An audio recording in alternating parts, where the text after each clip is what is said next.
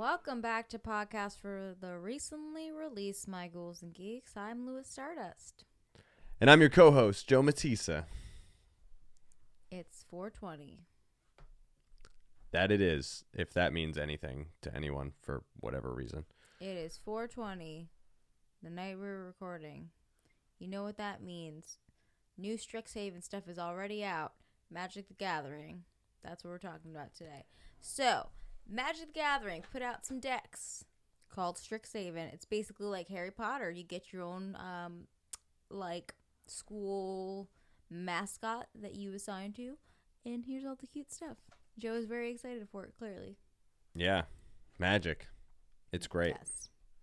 Anyways, we're going to move on to this episode. We're on episode 67 today, folks. So we're going to be talking about a movie that we just watched called Boss Level. I'm assuming they're referring to like in a video game, you know. It's got that vibe to it, so we'll get into that. We're going to talk about the new episode of Invincible and the new episode of Falcon and the Winter Soldier. Right now we're on Falcon and the Winter Soldier episode 5 and Invincible episode 6. So moving along pretty good. And Invincible's got a ways to go. Falcon and the Winter Soldier's got one more episode. So let's get into this today. And let's start out with the movie we watched called Boss Level. Now, this one we watched on, what was it, Hulu. It came out, let's see what I got here. It came out February 18th. I made sure to make a note of that. But it's starring Naomi Watts, Grillo, I believe, and Mel Gibson, who we had previously talked about in a movie. Was that Mel Gibson? Yeah, where he's the I thought it sounded Santa like Claus. him, but it didn't look like him in this movie. Like something about him looked off. I don't know if it was because he's all white-haired out or whatever. Well, he's definitely a lot older. You can tell how much older Mel Gibson is in this film. I don't like Mel Gibson. Really? Yeah, it's fine. Continue. Well, I don't know why, but either way, Mel Gibson in some of the best movies of our time, you know. No. What? Are you kidding? No. Well, either way, like, he's pretty awesome in this movie. Frank Grillo's awesome. Naomi Watts is in it. She's good. And this movie is basically just like a fun action, like, thrill ride. And it starts out, and Frank Grillo's character named Roy is waking up in this basic loop where he's continuously getting killed by this group of people. They're trying to kill him, and he doesn't know why. He lost his girlfriend, and he doesn't know what's going on. He's kind of like in this weird limbo where he's going through it and seeing how many times he can die, be brought back to life in the same Groundhog Day type scenario, and how much more progress he can make in this whole situation, and if there's ever an end to this loop. And basically what happens is it drives you into this kind of back and forth with that, and then it goes and does a flashback into the story. And basically what it is I guess he's away for a while, military, whatever. He goes to do a surprise visit to his girl Gemma, and that's Naomi Watts' character. And basically she works at this really like high security facility. It's pretty gnarly, and there's this thing called the Osiris Spindle. And it's some kind of weird break in the space-time continuum, or, you know, all reality, or I don't know. You know, they tell you all that kind of end-of-the-world-esque scenario stuff. And basically, this loop that he's in is from this Osiris Spindle being activated because she is, I guess, her boss is this crazy, you know, nutbag who's trying to, I don't know, take over the world or something. They don't really insinuate exactly what he's trying to do, but you do realize that she sees the danger in it one way or another, and she activates it, and she links it to him, and I guess thinking that he might be the only one to break the spindle and get back to her so they can stop a end of the world scenario where everything just blows up.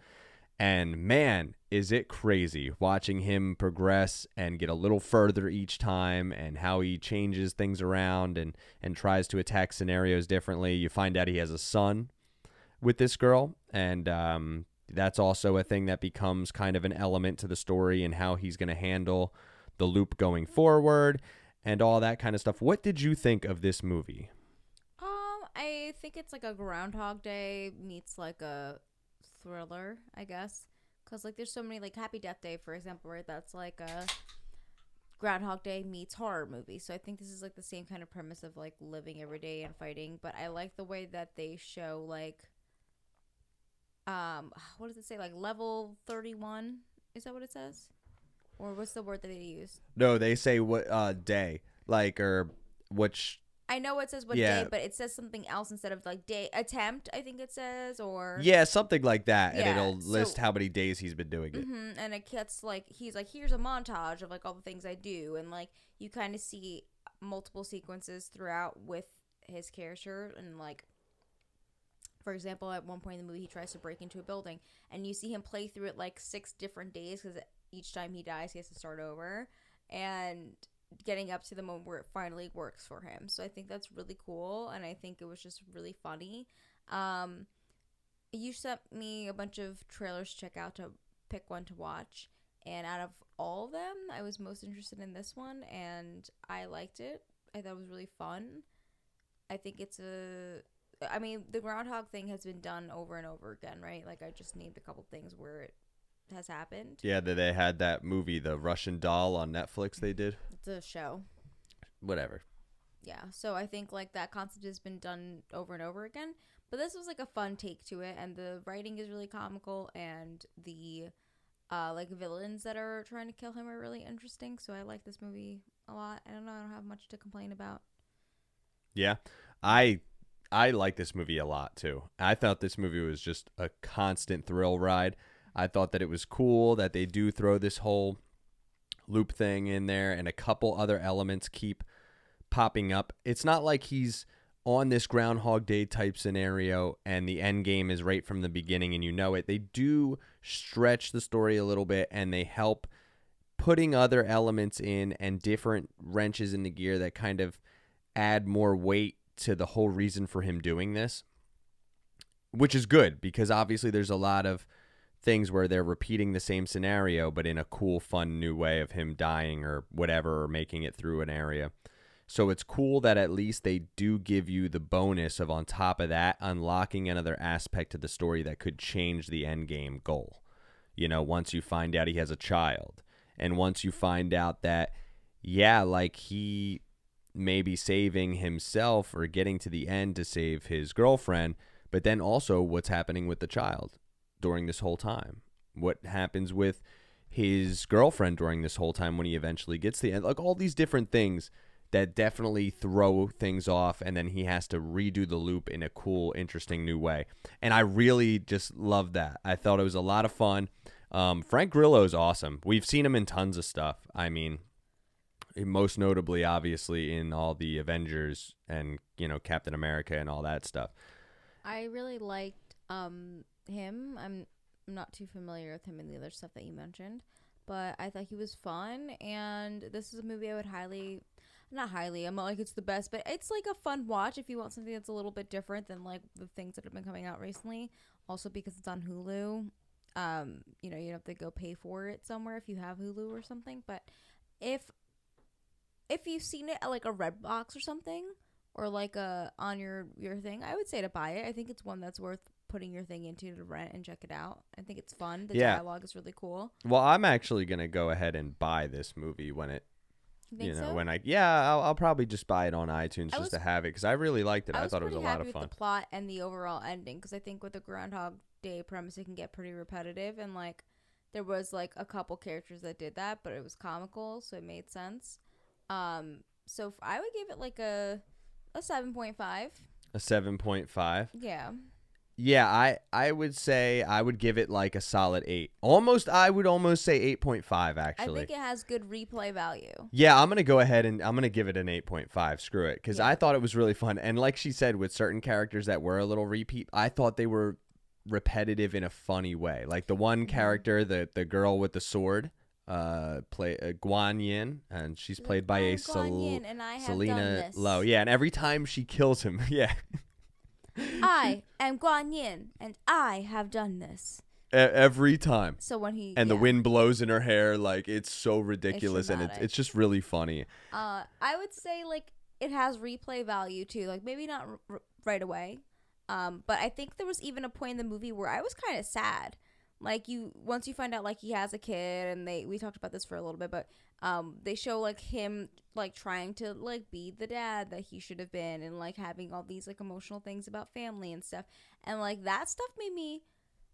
I'm a very emotional person, so like that doesn't help. But I was like surprised with like the depth of the story, is what I'm trying to say. Yeah, they did put good weight on the characters. Because it was more than they just make like you feel really like important. It was sure. It was more than just like, well, my girlfriend's dead and I have a kid I never talked to, like really like, well, not that he didn't talk to, but like a kid I didn't connect with. So it didn't feel like it was just a storyline put in there to try and make you feel sympathy. It was like a genuinely sympathy like written thing. Like it felt organic to the story, which I really liked a lot.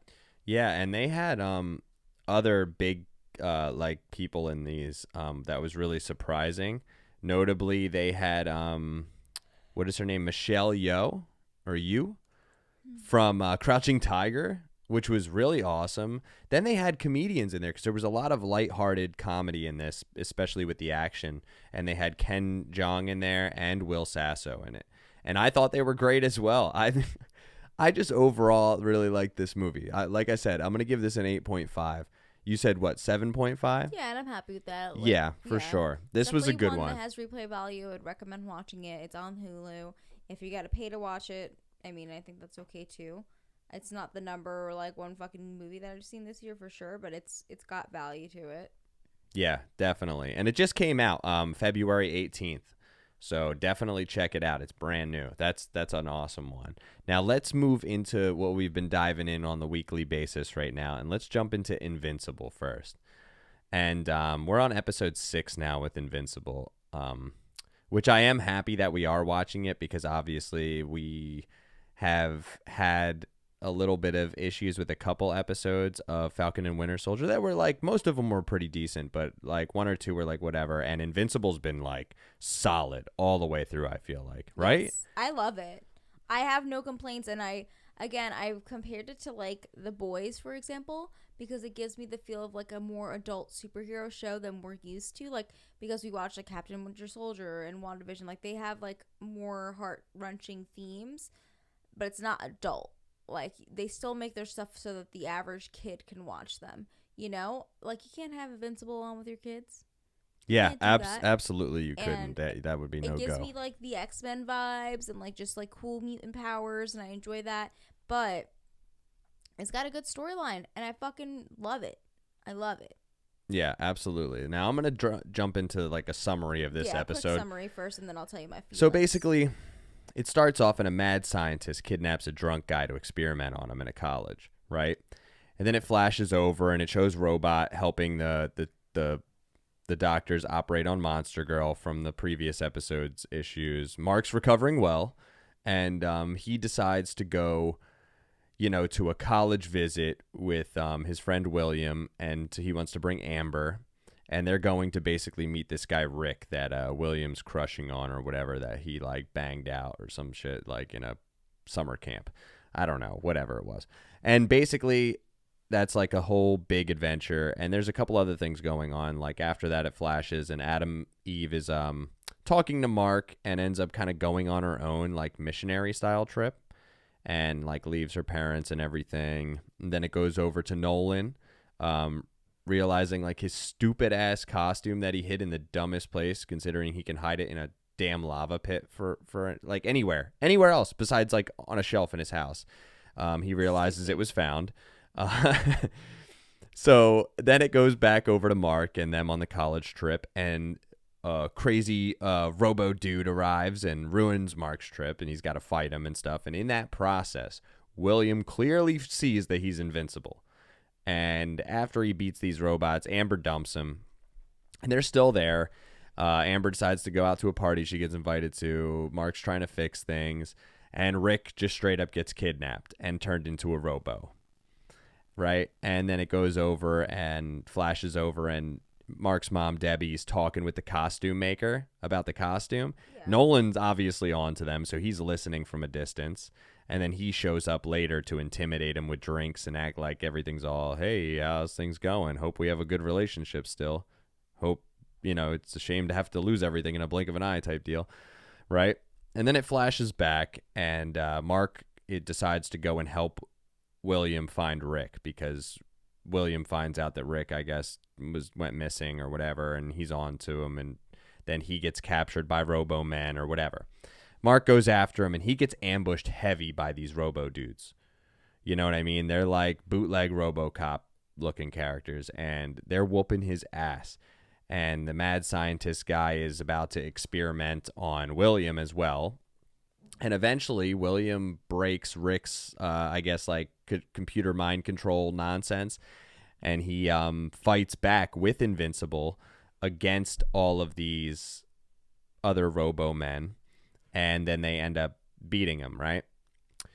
And there's mad cliffhangers, basically, with all the other aspects of the story that they leave you off with Adam Eve and with Debbie and Nolan and all that kind of stuff as well. With Robot Man working with the Mullers to clone or create a person and all that stuff. Well, they decide when that they don't really trust Robo Man, so they leave you with a cliffhanger of them going to dig up the Immortal, which should be really cool, I think. I'm interested to see where everything goes, because I know everything's not in line with the comics and they're jumping all over the place. But that's just, we did like The Boys, although they did a lot of that stuff in The Boys, so they could end up doing this on a good note. But what did you think of this craziness in this episode? So I loved what Adam Eve did. I think that was a really cool thing, because like a lot of these characters are focused on like the fame and glory of being a superhero, like all these teenage characters that we're seeing, right? Mark, obviously this whole episode has this dilemma of like being an average teenager versus being a superhero, but we'll go back to him in a second. My whole thing with Eve is that she wants to actually make a difference in the world, and I'm not saying these other guys don't, but I think she's actively doing things because she's so powerful. Well, she's kind of like a Wanda, like Doctor Strange thing, right? Yeah, she's basically like very much on the level of a Scarlet Witch. Yeah. But on a larger level, because she can change everything on like a molecular level, but it stays that way. It's not an illusion. It's not any kind of magic. She can create things out of absolutely nothing, from what it seems like. She was able to like do things that actually impact and change the world, and if they're able to stay, then that's really, really, like, that's a gift to have for humanity itself. So I think it was really cool that she was like, you know what, this shit ain't for me. I'm gonna do something right, and who knows what she's gonna do after this. But I liked that storyline. I thought it was done really well, especially because she's been going through some dumb shit. I don't think I'm a little annoyed with Mark's storyline, only because I want him to do better. Like, there's a part in this where his friend, what is his friend's name again? I'm so sorry. William is like, hey, like, I'm concerned about this thing. Can you come help me? And Mark is like, not now. I gotta go talk to Amber, blah, blah, blah. And it's like, all right, dude, I get it. If that was the moment for me, I would understand. But it's just like, dude, you have this power and your friends fucking need you, and you're so focused on dumb, like, petty high school shit that it makes me mad.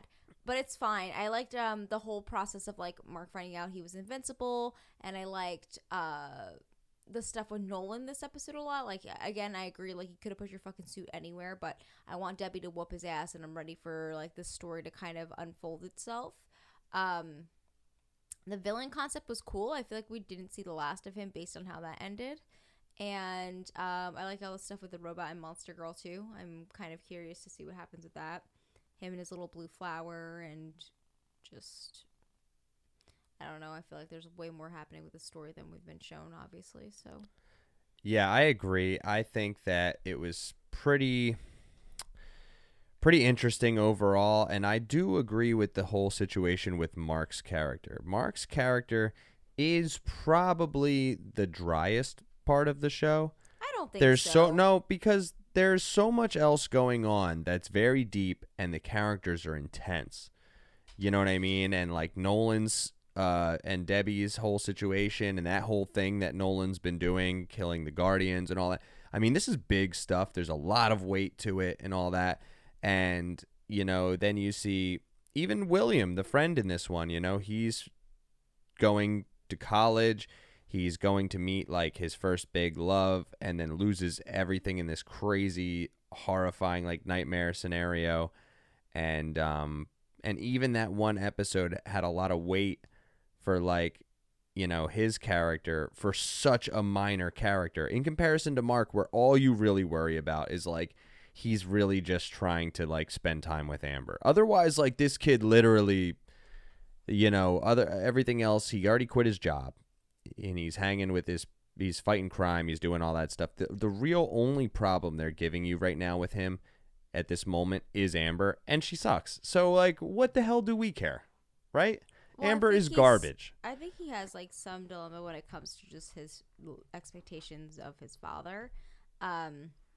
Also, I'm on Skybound right now because I was trying to see if there was like a link to the trailer for the new episode because I saw a little clip of it on Twitter and it looks pretty cool. Yeah, you Skybound, bro? But on 420? Skybound, they have an Upstate University fucking merch line, which is like, I guess, what the college was. Okay. From that episode, which is so random and specific, and I find that funny and I enjoy that. So, if that's something you'd be into, check out Skybound because they got some of that. Yeah. Well, it's a pretty interesting thing here that they're doing with the show, and I think that I really want to see I guess the major breakout with the Robot Man thing. They started previewing a lot of that, and it seems like it could be a bunch of different things. He could be like doing something big that's going to make everybody turn on him. It could be doing something big that makes everybody obviously go and on the team of, I guess, Cecil and the new Guardians. It could be like big because he's cloning a character. I mean, in the comics, obviously you know why this is happening, but I'm trying to be a little open-ended and say like, what do you think could happen, kind of deal. I have no predictions at this moment. None? No, I'm just trying to accept it as it is. I really don't have anything other than like I'm invested, especially in Nolan's story. Yeah, he's awesome. His story's crazy, like so far. Yeah, for me, I don't have any predictions because I just don't know where the story's going at the moment. Because it seems to be like the Nolan thing is the underlying issue to all of this, and it's slowly getting revealed in each episode, and everything else seems like filler storyline. Like, oh, today Mark's gonna fight this thing and have this emotional thing about Amber or something else, and like there isn't a bigger plot yet, other than him just becoming invincible, which isn't bad. There's nothing wrong with it. It's fun. But the main plot is like figuring out why Nolan is doing this thing, I would say, in comparison to him being invincible at the moment. No? Yeah, I agree. Everybody's got the main other characters have a lot bigger, more important, I feel like, roles right now. Yeah. For sure. But this was an awesome episode too. Yeah. I enjoyed it. Definitely check this one out. If you guys haven't been caught up, definitely in general, just check this show out because it's been great. It's been a lot more consistent than some of the other ones we've been reviewing as far as the superhero shows go. Except Superman and Lois. That show has been really good, and I can't wait till it returns. Back? I believe sometime next month, maybe. It's like a 2-month break or whatever they do. I don't know how the CW works their nonsense, but either way, that show's really awesome, and I can't wait for that. Now, let's jump into the other one we got here, and that's Falcon and Winter Soldier. We only got one episode left of Falcon and the Winter Soldier, and I feel so-so.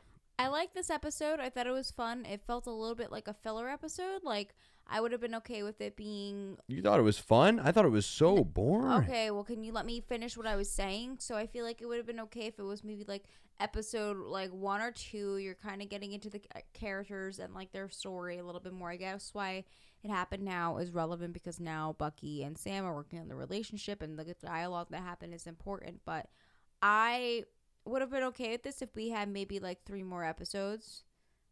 Knowing next week is the last episode and the way that it ended, I'm not in love with it, but please tell us about this episode. Okay, so I'm going to go into a little rundown for this one. This is episode 5, right? It's, if you guys are caught up, what we talked about in the last episode is at the end of it, the U.S. agent, he takes that serum and he finally wrecks that Flag Smasher guy, right? Now it goes right after that, and it starts out, and U.S. agent is running to a warehouse to do like a temporary moment of grieving after Battlestar, died. Then Falcon and Winter Soldier, of course, show up. They kind of ambush him, tell him, you got to surrender the shield. But he's raging, and he's out of control. And obviously, Bucky, for being able to take down all these other heroes in the past as the Winter Soldier, apparently can't do barely anything now. But him and Falcon try to fight him pretty good. Falcon gets his wings ripped off and almost gets himself shielded to death, but Bucky saves him, you know what I mean? And they get the shield back, basically, and he goes, and I guess they go to take him to trial, right? So they strip him of his captain title, they discharge him or whatever, and I forgot to mention, they actually broke his arm to take the shield off of him, which was like a cool thing. That whole scene of them fighting, great scene, really liked it, right? After he goes to court, they discharge him and everything. Madam Hydra shows up, and it's, what is it, Elaine from Seinfeld? Like, what the hell? And she comes and talks to him, you know what I mean? They don't know it's Madam Hydra, but when she gives that long-ass name, you know who it is. And then it goes over, and that's just like a short scene. It cuts out, and it goes over, and Bucky is going to turn Zemo into the Wakandans, right? And they go, and they're going to take him to the Raft, and the Raft is going to be big stuff for the future of the, Marvel Universe, for the potential for like the Thunderbolts, things like that. So we'll see where that goes. And then after that, it goes, and Falcon, he goes back to Isaiah to kind of talk to him and find out what happened in the past, why he's not still like a prominent, military guy or whatever. And after that, Falcon gets over to where Sam's at with his family, because they're trying to help fix that family boat they had in the previous episodes. And so Bucky shows up. They get a bunch of people from the neighborhood, and they're all kind of trying to fix this thing. It's a big community deal. Let's see. Then after that, it goes over, and U.S. agent goes and meets with Battlestar's family at the same time that Sam's kind of working on things with the neighborhood and his family. And and U.S. agent is grieving with Battlestar's family, and they really kind of bring that home for a second, which is cool. Then it goes over, and they show you Sharon Carter, where she's basically, they're showing her hiring this guy. What is this, Bitch Rock from the previous movies? She hires him to help the Flag Smashers. And then it goes over, and it shows you Falcon training with his shield and all that stuff. And then after that, it starts to end off, and you see that there's a GRC meeting that gets kind of attacked by the Flag Smashers. Then it shows you a part where, Falcon gets to open his little soup box, but they don't really show you what it is, but he gets his little gift from the Wakandans that Bucky gets for him, right? Yes. And then they show you it. I wish we saw it. I hated the cliffhanger. It was stupid. Yeah, and then after that, we're going to see the scene where Agent makes his own shield. So there's a couple things that are cool when I lay it out like this that you get to see, which is a lot of fun. But otherwise, like the filler aspects of this and all, there's a lot of dialogue in this episode, and it's just really slow to me. I've really only enjoyed and got a real good kick out of the big fight they had in the beginning, because otherwise there is like no action in the entire episode, and it's like it was having me damn near falling asleep at points. I mean, my thing is, we discuss this every week, and I know why, because of the content that we're creating, but I would have much rather watched this show all at once. It's just, like, tedious to watch it. I don't think it's that great, and I hate, like, the concept that they spent so much money at this show, on the show. I didn't have high expectations going into it. I love these characters. I just didn't see it for me to, like, enjoy the story. I agree this episode was slow. There was moments that I thought were beneficial to the character's growth and what was happening, and I enjoyed that a lot, and I thought it was very special. But other than that, there really hasn't been anything for me. I hated the cliffhanger, like, little bit with the suitcase. I wish they just showed us what he's going to be doing. And I hate having to think that there's one more episode and they're supposed to wrap up, like, this storyline. I don't know. Yeah, and I mean, I obviously have issues with it as well. I think that The only really interesting character in this show right now seems to be U.S. Agent.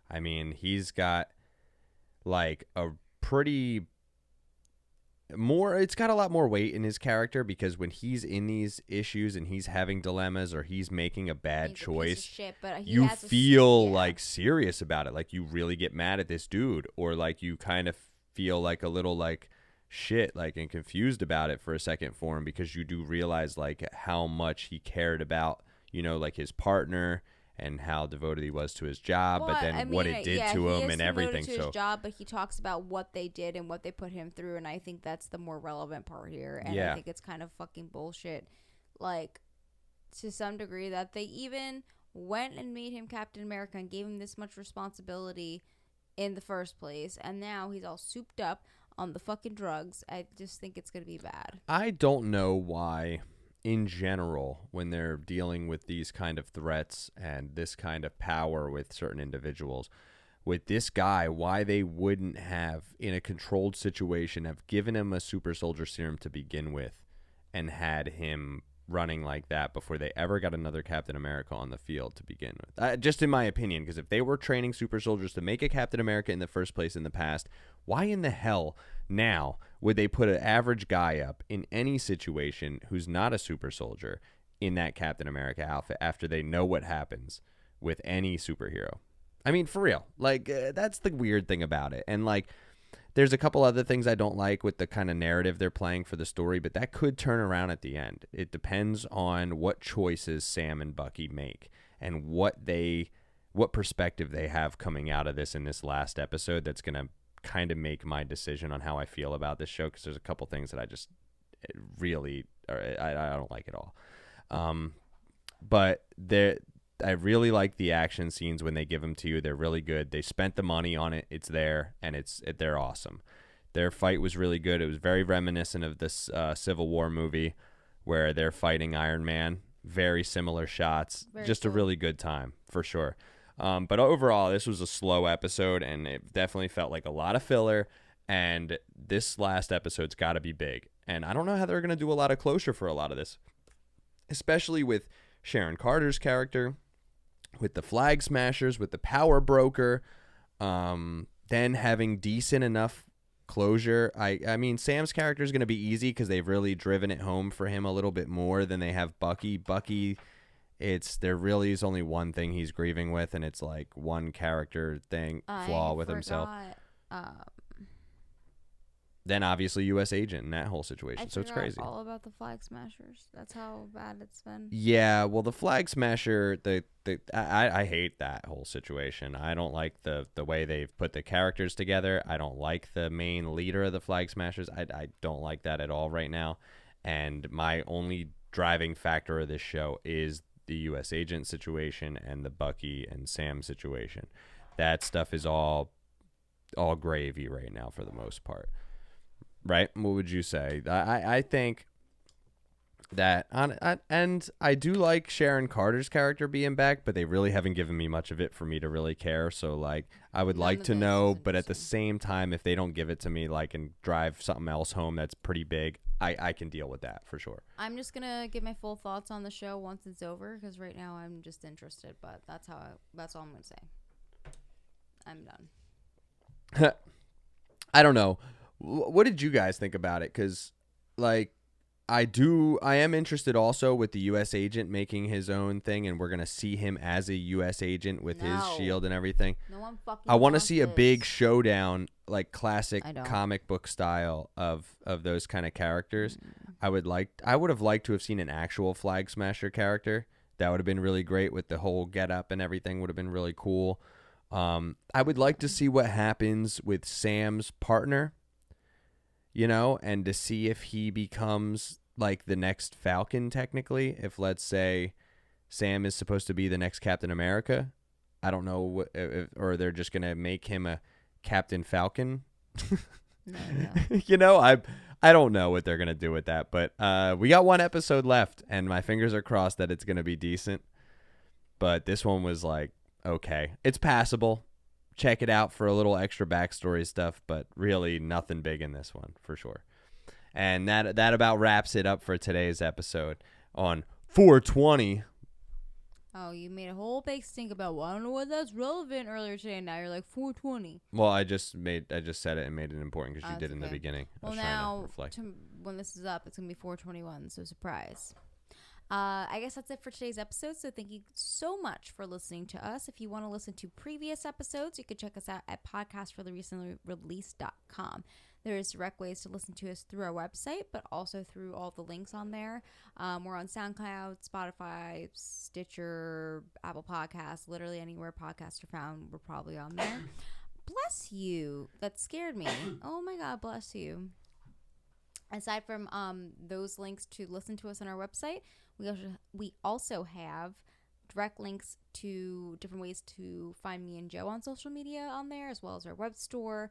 And other than that, we do have an Instagram, which is Pod for the Recently Released. If you want to follow it, I try to post a couple things every week for new episodes, and I would love to hear what you guys would like to see from us next. So if you want to let us know, See from us next. I said it. Whatever. Either way, you can message us on there and on our posts when we're doing polls and asking for this stuff, and let us know what you'd like to see. Yeah, what she said.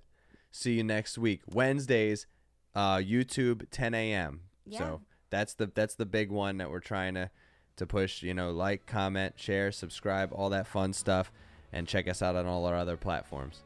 Peace. Thanks for listening to yet another episode of Podcast for the Recently Released. If you want to peep some of our older episodes, we've got a ton of them. Just check us out on podcastfortherecentlyreleased.com. We've got merch, older episodes, links for other ways to listen to us, and more. Make sure to like, comment, subscribe, all that jazz. Don't let your meatloaf. Stay safe out there, guys.